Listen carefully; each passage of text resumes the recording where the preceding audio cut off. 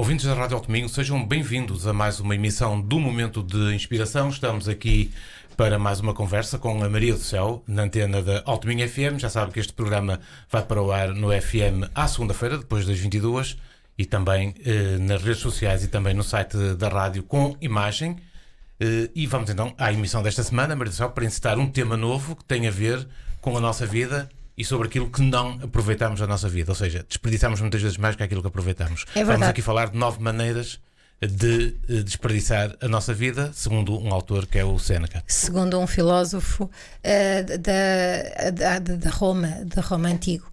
Olá, ouvintes, Mas esperamos... Muito atual. Olá, ouvintes, esperamos que estejam bem. Obrigada por estarem aí.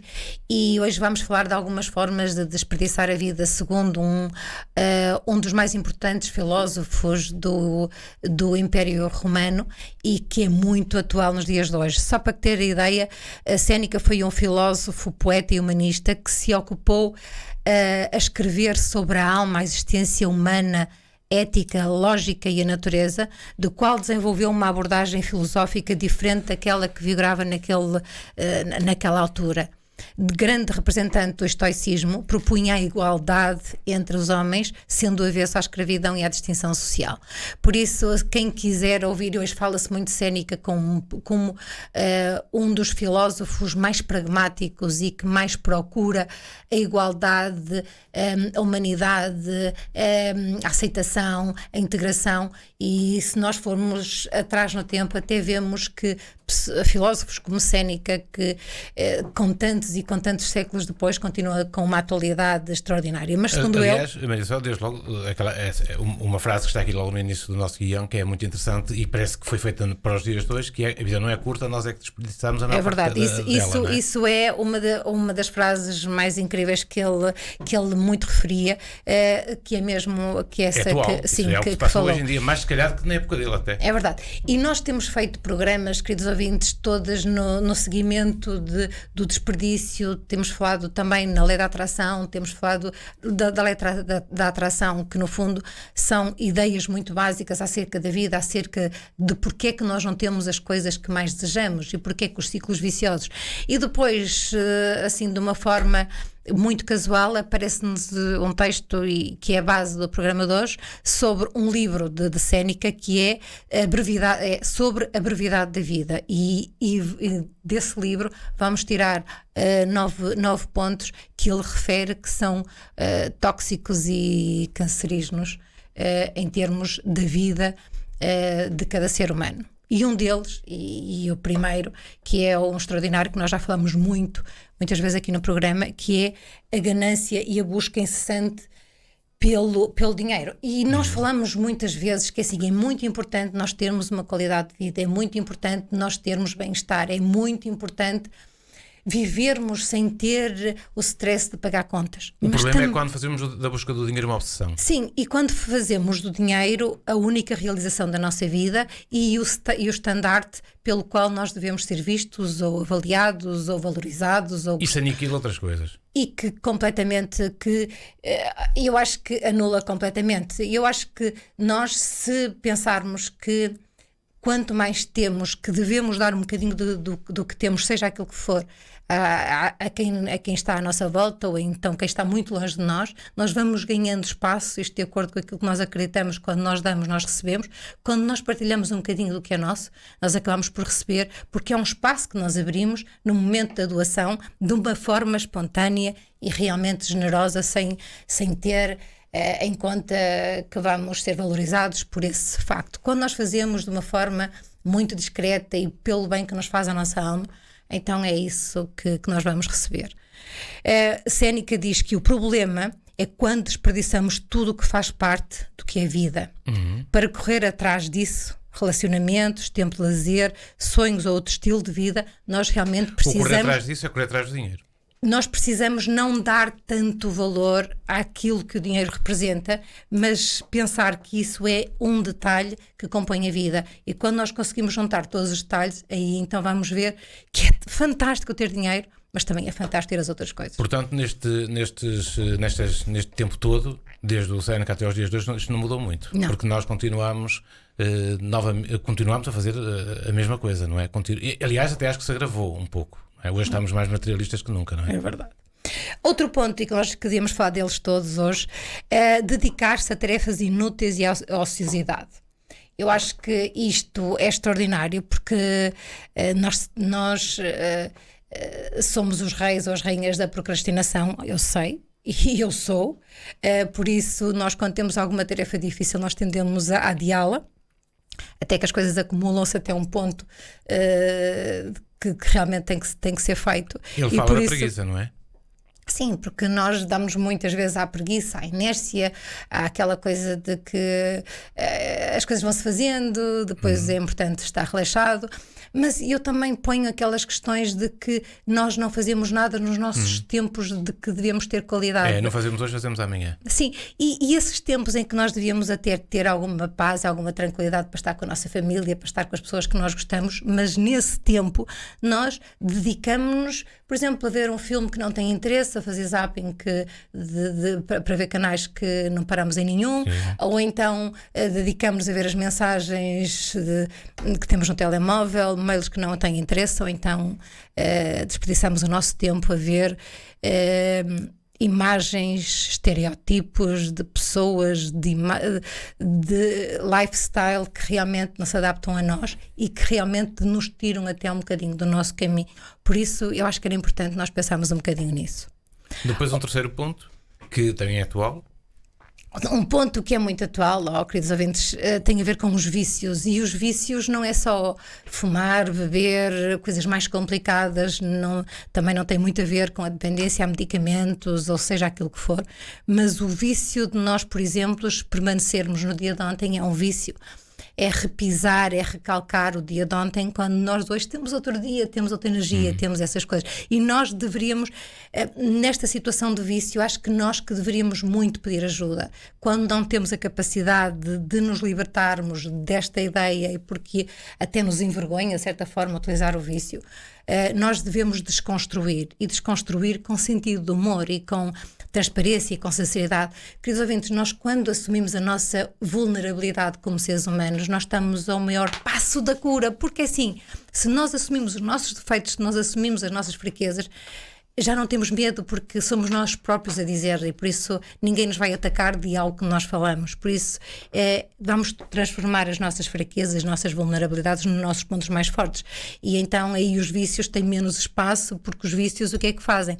Acabam por apanhar uma fraqueza, uma sensibilidade ou uma hipersensibilidade ou alguma coisa que nós temos e aí ocupar um espaço por um momento, por um segundo de um bem-estar que no fundo é mentira e que é uma ilusão. Por isso, e hoje há novos vícios. E hoje há novos vícios, nós falamos, já temos falado muito neles e eu acho que o vício mais complicado é nós fixarmos-nos na vida alheia para nos distrairmos da nossa e acharmos que os outros ou que há alguém que tem uma vida muito mais simples e muito mais fácil e que a imagem que nós vemos refletida no fundo é simples, mas nós até nem queremos saber, porque somos assim, não é?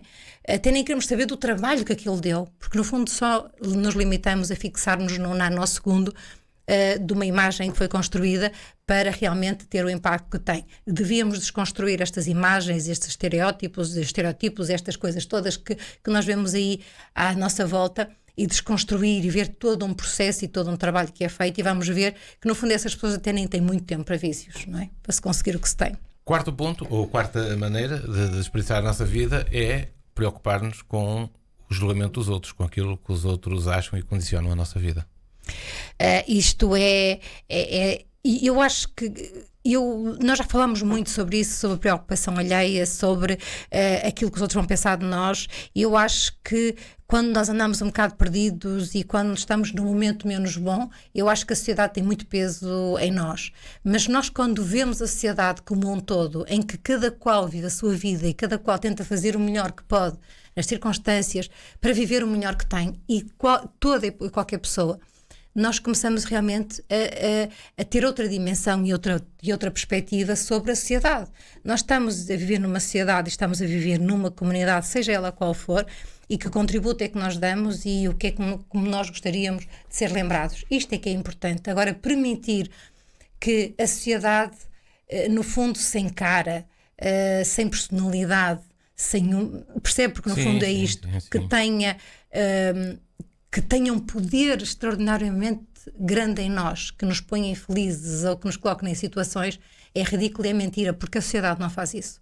Nós é que projetamos muito daquilo que nós somos na sociedade e depois vemos que os outros que se comportam um bocado como nós somos e nós não somos assim, e por isso nós temos que cortar um bocadinho na nossa projeção ou na projeção das nossas coisas nos outros, porque os outros têm a vida que têm, estão a fazer o melhor que podem para viver o melhor que conseguem, e por isso nós temos que cortar um bocadinho desta ideia que todos nós temos, que a sociedade nos controla, que nos conduz e não sei o quê, porque isto é uma ideia que eventualmente é construída, mas que é uma ideia que não assenta em nada. Mas o que é certo é que muitas vezes nós moldamos a nossa vida pelo julgamento dos outros. Fazemos isto ou aquilo porque sabemos que alguém está a ver e que vai provavelmente comentar ou fazer um juízo qualquer. E isso acaba sempre por nos condicionar, mesmo quando queremos fugir disso. Isso já é quase inconsciente, não é? Fazemos isso quase inconscientemente. Porque nós também passamos a vida a criticar e a julgar os outros. Ou porque estão bonitos, ou porque estão feios, ou porque estão gordos, ou porque estão magros, ou porque são altos, ou porque são baixos, ou porque deveriam ter feito e porque não deviam ter dito. Porque nós somos os reis e as rainhas do julgamento. E quando nós achamos que a sociedade, que no fundo que tem um peso muito grande em nós, é o peso, no fundo, que nós estamos a dar ao julgamento até que fazemos aos outros. E o poder que nós damos a esse tipo de comentários. Por isso é que nós dizemos muitas vezes aqui no programa. Pela nossa atuação fazemos exatamente. Ou seja, por uma questão individual, nós fazemos o juízo do todo e do coletivo. E nós devemos ter algum cuidado com isso.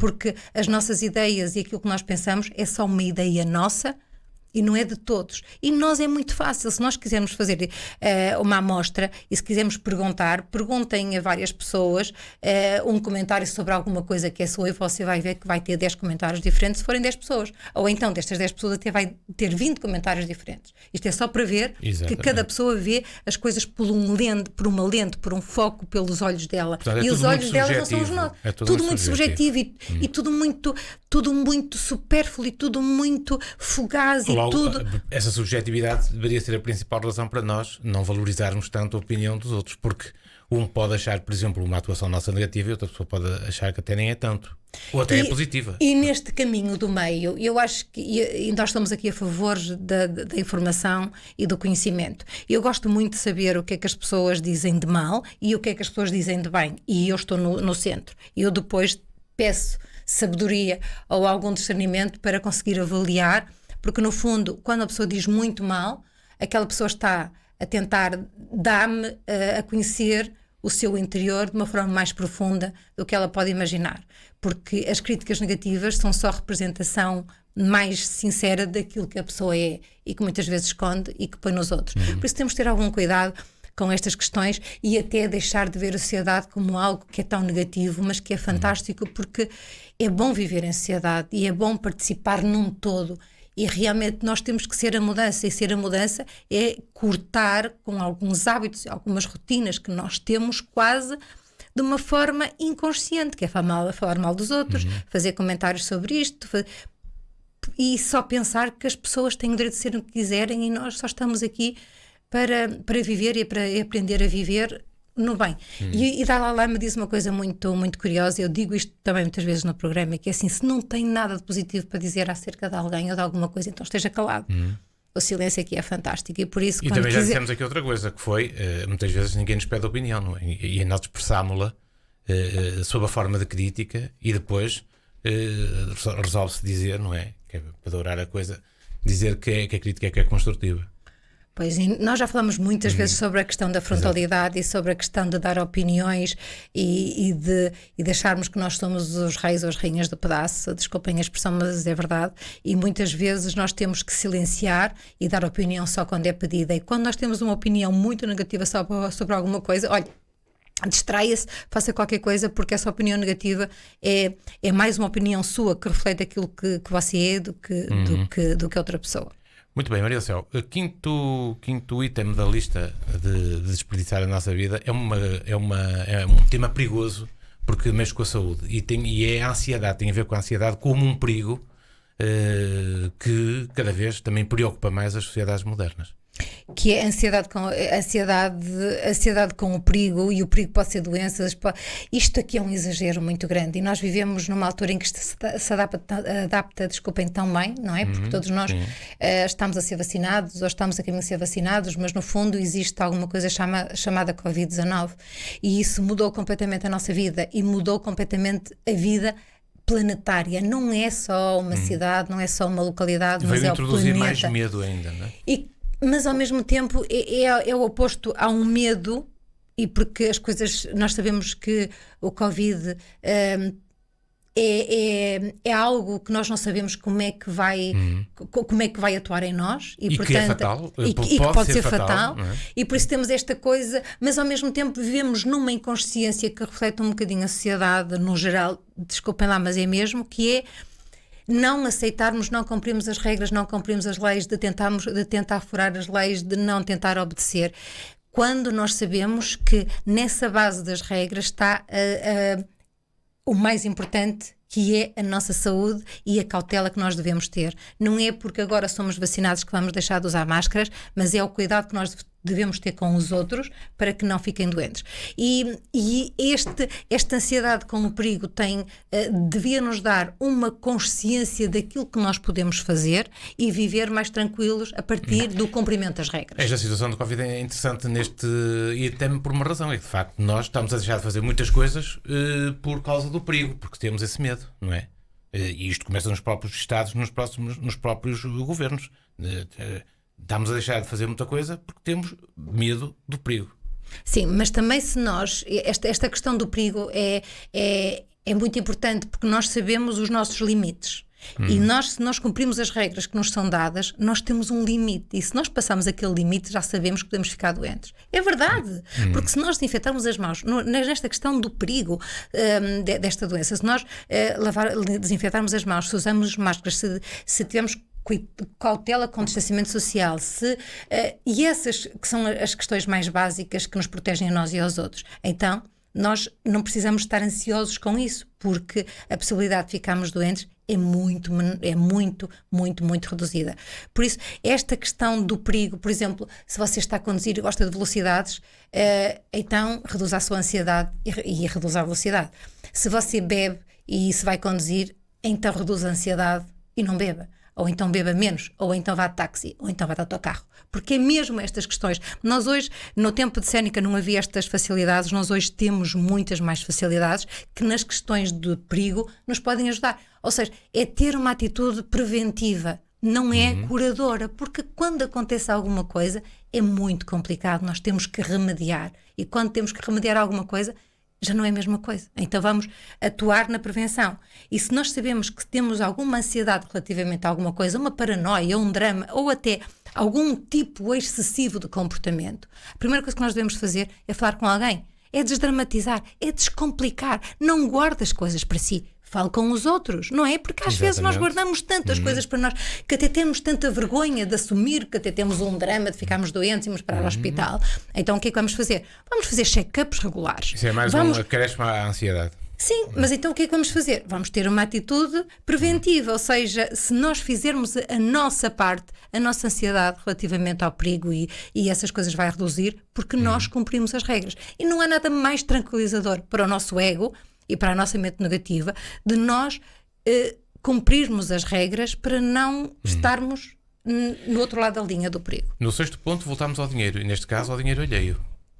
Sim, nós preocupamos-nos muito e é uma das coisas que Séneca mais fala, que é nas coisas que os outros têm, na qualidade de vida que os outros têm, nas roupas que os outros têm, nas coisas que os outros têm. É uma preocupação para nós. E eu digo muitas vezes isto é ruído de fundo para a própria vida, é você afastar-se da sua própria vida para se focar nos outros, quando os outros estão-se completamente nas tintas para si, mas é mesmo verdade.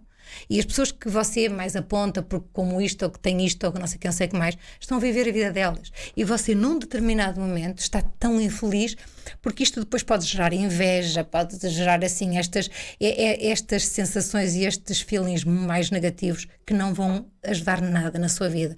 Por isso, quando se preocupar com o dinheiro, preocupe-se mais com aquilo que as pessoas fazem para ter dinheiro. Então você vai perceber que eventualmente não faz nada parecido com o que os outros fazem para ter mais alguma qualidade de vida. Portanto, o que é que está ao seu alcance fazer? Arregaçar um bocadinho as mangas e fazer um bocadinho mais. No 7º ponto, temos as máscaras que usamos todos os dias para agradar aos outros. Isto tem a ver com as personas, e eu acho que nós já fizemos muitos programas sobre as máscaras que nós todos usamos. Eu acho que até uma determinada idade, eu digo uma idade, mas hoje em dia esta geração às vezes anda tão à nossa frente que nós até nos perdemos um bocadinho nas considerações, que nós muitas vezes, e eu digo isto pela minha experiência, e acho que o Fernando também, é que nós só nos demos conta que tínhamos máscaras há poucos anos, digamos assim. E só começamos a tirar essas máscaras quando estávamos sozinhos, porque pensámos num determinado momento, ou no primeiro momento, que se nós fôssemos ou se demonstrássemos ser aquilo que éramos de verdade, que as pessoas não iam aceitar ou que não iam gostar de nós. Acontece que com o tempo e com a idade e com a sorte e com a felicidade e com muita gratidão de vivermos e termos qualidade de vida e termos uma mente muito mais flexível e muito mais aberta, realmente nós sabemos que máscaras usamos, nós sabemos quando tirar as máscaras e sabemos viver bem sem as máscaras. Eu acho que hoje em dia nós não podemos ser escravos das máscaras, e eu digo isso, e mais uma vez eu vou pedir imensa desculpa. Facebook é uma ótima ferramenta de trabalho, Instagram também. Agora, viver focados nas máscaras que todas as pessoas colocam para vender um produto, para vender uma ideia, as pessoas esquecem-se que aquilo são estratégias de marketing que têm o objetivo de chegar ao nosso coração e até pensar que aquilo é tudo na vida. E não é. Aquilo são estratégias fantásticas para vender produtos e por aí fora. Por isso, nós não vamos ser escravos de alguma coisa que não é boa para nós. E nós próprios conseguirmos tirar as nossas máscaras e não ficarmos despidos nem sentirmos falta delas, deixamos de ser escravos de todos esses perfis e de todas essas formas que muitas vezes não representam nem pouco mais ou menos aquilo que nós somos, mas que nós sabemos e não nos perdemos.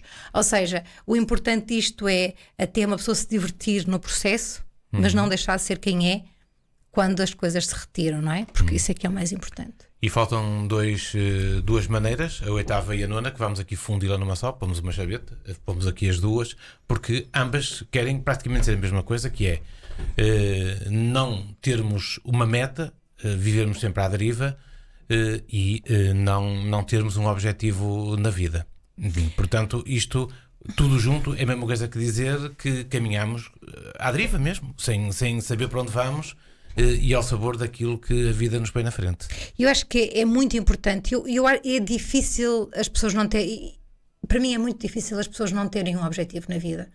E seja ele qual for, porque mesmo as pessoas que dizem que não o têm, só têm que silenciar, só têm que fechar os olhos e perceber, afinal, o que é que as move, E pode ser... Qual é o problema das pessoas dizerem que não têm objetivos? Porque as pessoas consideram que o objetivo, a paixão da vida delas, é ridículo, e então não verbalizam, porque eu duvido que as pessoas tenham uma deriva consciente e completamente pragmática na vida. Custa-me um bocado. Porque até crianças pequenas, o objetivo até é passar de ano, o objetivo é chegar à faculdade, depois é chegar a um curso superior, por mais fútil que a vida seja. Há sempre uma meta. Há sempre uma meta, há sempre um objetivo, seja ele qual for. E nós devíamos desconstruir a gravidade e da gravidade de quem diz, não há objetivos.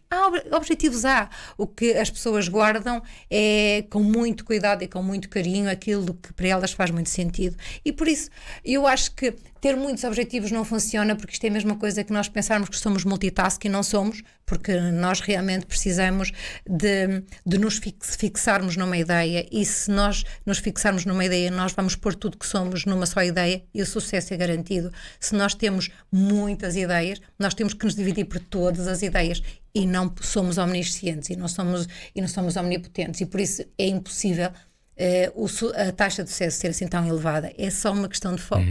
E eu acho que em tudo na vida, e o objetivo principal da nossa vida devíamos ser nós próprios, a nossa saúde, o nosso bem-estar, o nosso equilíbrio, e, como diz Séneca, ter aquela ideia de que o que é que eu vou fazer hoje para não desperdiçar a minha vida, porque nós podemos estar num mau dia, e porque o dia pode estar fantástico, mas há coisas que realmente acontecem que não nos ajudam nada a apreciar o dia, a apreciar o tempo. E sabem uma coisa? Isso é um dia perdido. É um dia perdido que o dia da manhã vai ser, epá, aquele dia foi fantástico, porque é que eu não aproveitei? Então, se tem essa ideia, então, ouça, não é cumprir estas ideias de Séneca, mas é cumprir aquelas ideias de não desperdiçarmos a sorte que temos. E o nosso guião termina precisamente com uma forma de encontrarmos, de facto, um objetivo na nossa vida, que é fazermos aquela pergunta a nós próprios: o que é que eu quero? Não é? O que é que realmente eu quero para a minha vida? Isso pode ajudar, de facto, a percebermos se temos ou não temos metas, se estamos a viver ou não à deriva, e realmente aquilo que queremos seguir. Claro, e por isso eu acho que, seja qual for o seu objetivo, eu acho que uma das coisas mais fantásticas que nós podemos dizer quando nós não sabemos bem que objetivos é que temos, dizer que o nosso objetivo é a nossa própria vida e estarmos bem e somos os melhores. Eu acho que isso é o melhor objetivo que cada ser humano pode ter, e acho que é este programa que nós tentamos fazer reflexões para que o objetivo de vida seja a própria vida. E chegamos assim ao programa desta semana, Maria do Céu. Vamos fechar com uma música que eu, por acaso, não sei qual é hoje. Eu acho que é uma música que não sei, eu acho que também vamos ver, é o Orchestra Maneuvers in the Dark. Pronto, vamos. E eu acho que vamos ver qual é a música, porque eu entretanto também me esqueci. Pois, hoje é uma surpresa. Hoje é uma surpresa, acho que é uma música que tem o objetivo também de nós abanarmos um bocadinho e de nos transportarmos um bocadinho para alturas, eventualmente, quem sabe, forem importantes. E afastarmos a ansiedade. E afastarmos a ansiedade. Voltamos na próxima semana. Ouvintes, Maria, muito obrigado. Até 2 dias. Obrigada.